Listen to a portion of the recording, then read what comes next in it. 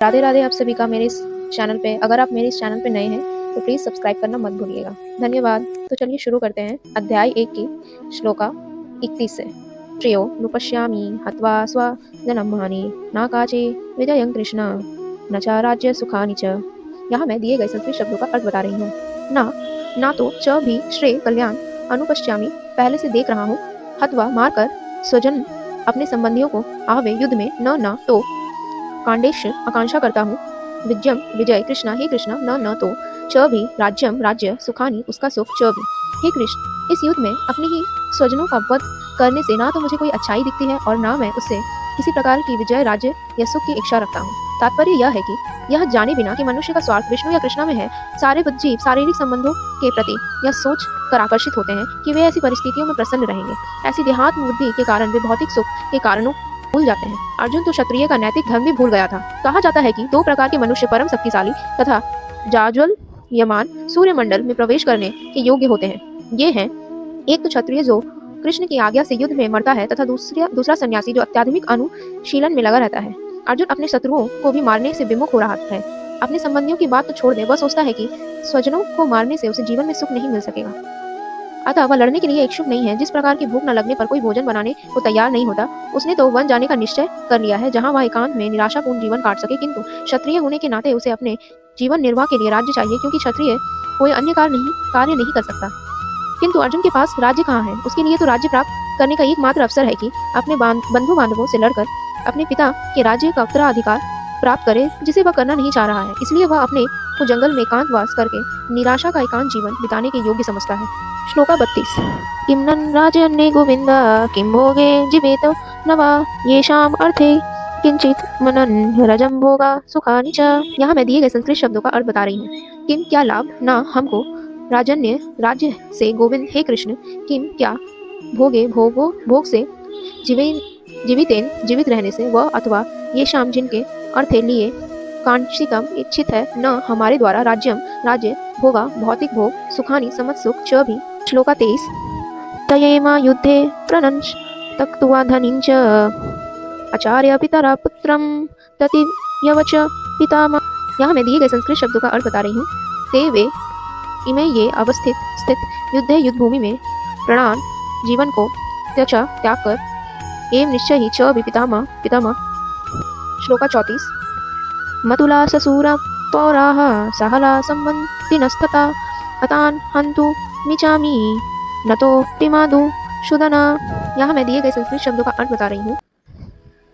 मातुला मामा लोग, सर्वसुरा ससुर, पौत्रा पौत्र, शाला साले, संबंधी तथा एतान ये सब, न कभी नहीं, हंतुम मारना, इच्छामि चाहता हूँ, घृत मारे जाने पर, अपि भी, मधुसूदन हे मधुर असुर के मारने वाले कृष्ण। श्लोका 35। अपित्राय लोक्या राजस्य हेतो किमं महि कृते निहत्या धृतराष्ट्रना का प्रीते सयन जनार्दना। यहाँ मैं दिए गए संस्कृत शब्दों का अर्थ बता रही हूँ। अभी तो भी त्रैलोक्या तीनों लोगों के राजस्य राज्य के हेतु विनयम में किम नु क्या कहा जाए, मही कृते पृथ्वी के लिए, निहत्य मारकर, धृतराष्ट्र के पुत्रों को, न हमारी क्या प्रीति प्रसन्नता स्यात् होगी, जनार्दन हे जीवों के पालक। श्लोका 32 से लेकर 35 तक यहाँ भगवत गीता में लगातार लिखा हुआ है, इसीलिए मैंने संस्कृत में दिए गए वाक्यों को पढ़ लिया और उनके अर्थ बता दिए। हे गोविंद, हमें राज्य सुख अथवा इस जीवन से क्या लाभ, क्योंकि जिन सारे लोगों के लिए हम उन्हें चाहते हैं वे ही इस युद्ध भूमि में खड़े हैं। हे मधुसूदन, जब गुरुजन, पितृगण, पुत्रगण, पितामह, मामा, ससुर, पौत्रगण, साले तथा अन्य सारे संबंधी अपना अपना धन एवं प्राण देने के लिए तत्पर है, तो मेरे समक्ष खड़े हैं, तो फिर मैं इन सबको क्यों मारना चाहूंगा, भले ही वे मुझे क्यों ना मार डाले। हे जीवों के पालक, मैं इन सबको से लड़ने को तैयार नहीं, भले ही बदले में मुझे तीनों लोग क्यों ना मिलते हो। इस पृथ्वी की तो बात ही छोड़ दें, भला धृतराष्ट्र के पुत्रों को मारकर हमें कौन सी प्रसन्नता मिलेगी। तात्पर्य यह है कि अर्जुन ने भगवान कृष्ण को गोविंद कहकर संबोधित किया है, क्योंकि वे गौवों तथा इंद्रियों की समस्त प्रसन्नता के विषय है।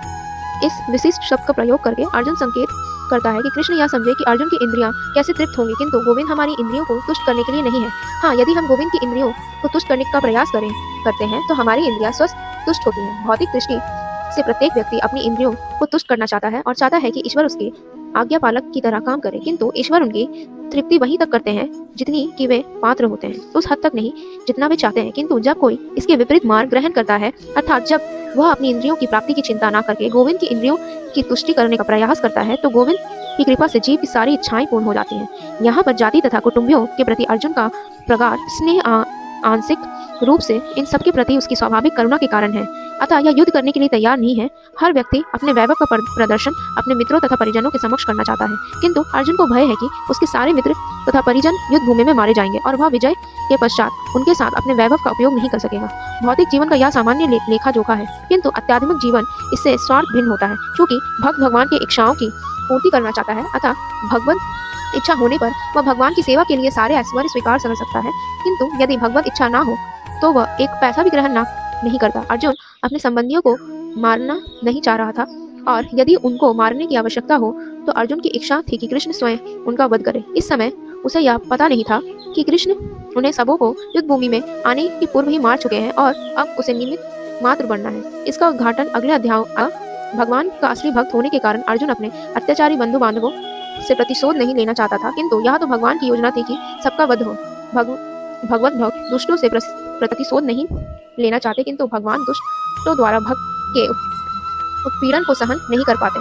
भगवान किसी व्यक्ति को अपनी इच्छा से क्षमा कर सकते हैं, किंतु यदि कोई उनके भक्तों को हानि पहुंचाता है तो वे उसे क्षमा नहीं करते। इसलिए भगवान इन दुराचारियों का वध करने के लिए उद्धात है, यद्यपि अर्जुन उन्हें क्षमा करना चाहता था। श्लोका 36। पापमेवाश्रयादेशमन् हत्वतीना तताहिना तस्मानव्यं हन्तुं धृतराष्ट्र स्वबन्धवान् त्वजन्हीकन् हत्वा सुखिनश्च ममाधव।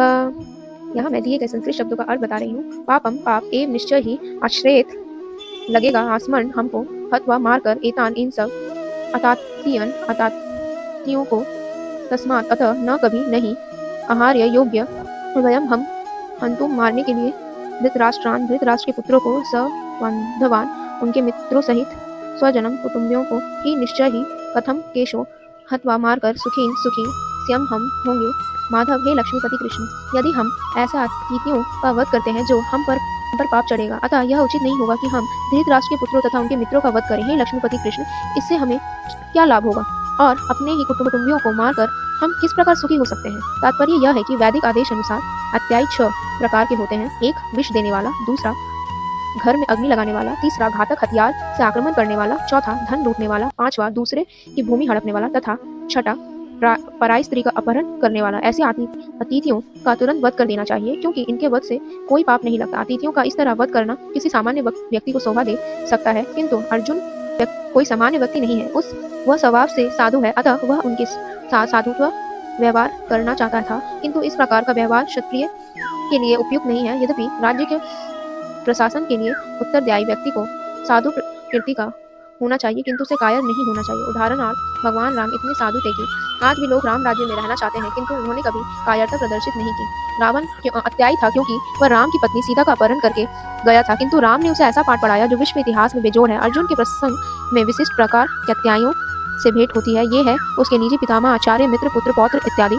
इसलिए अर्जुन ने विचार किया कि उनके प्रति वह सामान्य अत्यायों जैसा कटु व्यवहार न करे। इसके अतिरिक्त साधु पुरुषों को तो क्षमा करने की सलाह दी जाती है। साधु पुरुषों के लिए ऐसे आदेश किसी राजनीतिक आपातकाल से अधिक महत्व रखते हैं। इसलिए अर्जुन ने विचार किया कि राजनीतिक से स्वजनों का वध करने की अपेक्षा धर्म तथा सदाचार की दृष्टि से उन्हें क्षमा कर देना श्रेयस्कर होगा। अतः क्षणिक शारीरिक सुख के लिए इस तरह वध करना लाभप्रद नहीं होगा। अनंत जब सारा राज्य तथा उससे प्राप्त सुख स्थायी नहीं है, तो फिर अपने स्वजनों को मारकर वह अपने ही जीवन तथा शाश्वत मुक्ति को संकट में क्यों डालेगा। अर्जुन द्वारा कृष्ण को माधव अथवा लक्ष्मीपति के रूप में संबोधित करना भी सार्थक है। वह लक्ष्मीपति कृष्ण को यह बताना चाह रहा है कि वे उसे ऐसा काम करने के लिए प्रेरित ना करें जिससे अनिष्ट हो, किंतु कृष्ण कभी भी किसी का अनिष्ट नहीं चाहते, भक्तों का तो कदापि नहीं। श्लोका 37।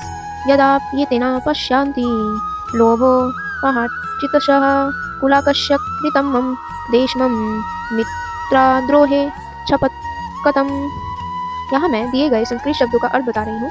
यदि अपि भी एते ये न नहीं पश्यन्ति देखते हैं, लोभ से अपहत अभिभूत चेतस चित्त वाले कुलस्य कुलनाश कृतम क्या हुआ, दोषम दोष को, मित्रद्रोहे मित्रों के विरुद्ध करने में, च भी पातकम पाप को। श्लोका 38।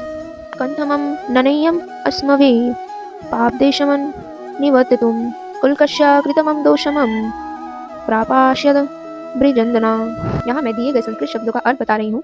कंतम क्यों, न नहीं, ज्ञम जानना चाहिए, असंभवी हमारे द्वारा, पापों से, अस्मात् इन, निवृत्तुम बंद करने के लिए, कुलस्य वंश का नाश, कृतम हो जाने पर, दोषम अपराध, प्राप्त देखने वालों के द्वारा, जनार्दन हे कृष्ण। हे जनार्दन, यद्यपि लोभ से अभिभूत चित्त वाले ये लोग अपने परिवार को मारने या अपने मित्रों से द्रोह करने में कोई दोष नहीं देखते, किंतु हम लोग जो परिवार के विनिष्ट करने में आप देख सकते हैं, ऐसे पाप कर्मों में क्यों प्रवृत्ति हो। तात्पर्य यह है कि क्षत्रिय से यह आशा नहीं की जाती कि वह अपने विपक्षी दल द्वारा युद्ध करने या जुआ खेलने का आमंत्रण दिए जाने पर मना करे। ऐसी अनिवार्यता में अर्जुन लड़ने से नकार नहीं सकता, क्योंकि उसको दुर्योधन के दल ने ललकारा था। इस प्रसंग में अर्जुन ने विचार किया कि हो सकता है कि दूसरा पक्ष इस ललकार के परिणामों के प्रति अनभिज्ञ हो, किंतु अर्जुन को तो दुष्परिणाम दिखाई पड़ रहे थे, अतः वह इस ललकार को स्वीकार नहीं कर सकता। यदि परिणाम अच्छा हो तो कर्तव्य वस्तु पालनीय है, किंतु यदि परिणाम विपरीत हो तो हम उसके लिए बाध्य नहीं होते। इन पक्ष विपक्षों पर विचार करके अर्जुन ने युद्ध न करने का निश्चय किया। श्लोका 39।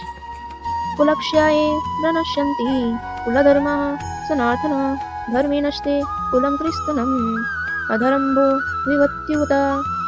यहाँ मैं दिए गए संस्कृत शब्दों का अर्थ बता रही हूँ। कुलक्षय कुल का नाश होने पर, प्रशंति विनष्ट हो जाती है, कुल धर्मों पारिवारिक परंपराएं, सनातन सव्रत धर्म में धर्म नष्ट होने पर, कुलम कुल को, कृत्रिम संपूर्ण, अधर्म अभिवति बदल देता है, उत कहा जाता है। कुल का नाश होने पर सनातन कुल परंपरा नष्ट हो जाती है और इस तरह से इस कुल की धर्म में प्रवृत्ति हो जाता है। तात्पर्य, वर्ण श्रम व्यवस्था में धार्मिक परंपराओं के अनेक नियम हैं, जिनकी सहायता से परिवार के सदस्य ठीक से उन्नति करके आध्यात्मिक मूल्यों की उपलब्धि कर सकते हैं। परिवार में जन्म से लेकर मृत्यु तक के सारे संस्कारों के लिए वयोवृद्धि लोग उत्तरदायी होते हैं, किंतु इन वयोवृद्धियों की मृत्यु के पश्चात संस्कार संबंधी पारिवारिक परंपराएं रुक जाती हैं और परिवार के जो तरुण सदस्य बचे रहते हैं वे अधर्ममय व्यासनों में प्रवृत्ति होने से मुक्ति लाभ से वंचित रह सकते हैं। अतः किसी भी कारणवश परिवार के वयोवृद्धों का वध नहीं होना चाहिए।